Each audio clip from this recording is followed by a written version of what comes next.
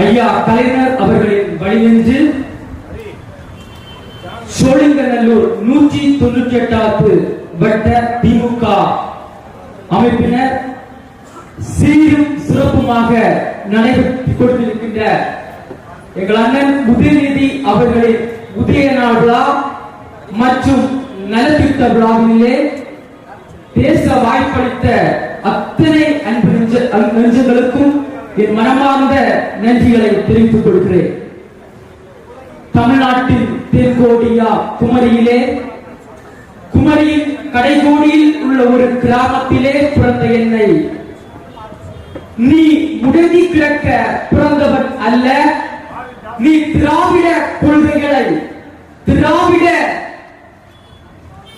சித்தாந்தங்களை ஓங்கி ஒலிக்க வேண்டியவர் என அண்ணன் உதயநிதி அவர்களால் அடையாளமிட்டு நம்முடைய மாண்புமிகு முதல்வர் அவர்களால் தலைமை கழக இளம் பேச்சாளராக அங்கீகாரம் தந்து இன்று எங்களை பேச வைத்து அழகு பார்த்துக் கொண்டிருக்கும் அவர்களுக்கு என் மனமார்ந்த நன்றிகளை தெரிவித்துக் கொள்கிறேன்.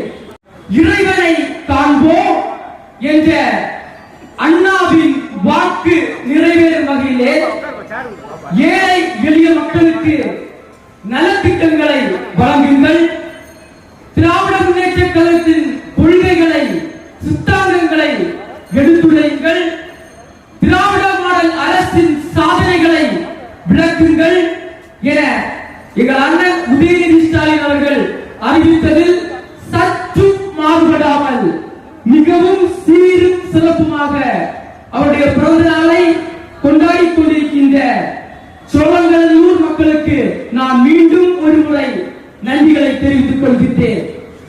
இந்த நாளிலே நம்முடைய திராவிட மாடல் நாயக மாண்புமிகு முதல்வர் மு.க.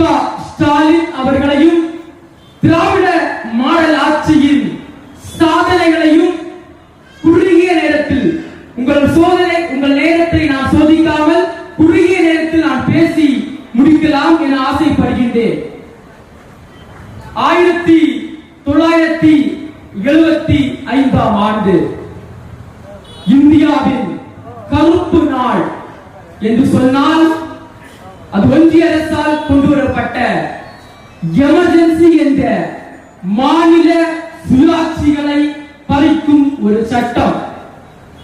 அந்த சட்டத்தை கொண்டு வந்த ஒன்றிய அரசு அப்போது முதலமைச்சராக இருந்த கலைஞரை சந்தித்து நீங்கள் இந்த சட்டத்தை ஆதரிக்க மாட்டீர்கள் என என்பது எங்களுக்கு நன்றாக தெரியும், ஆனால் இந்த சட்டத்தை நீங்கள் ஒருவேளை எதிர்த்தால் உங்கள் ஆட்சியை கலைப்போம் என கலைஞரிடம் சவால் விட்டனர்.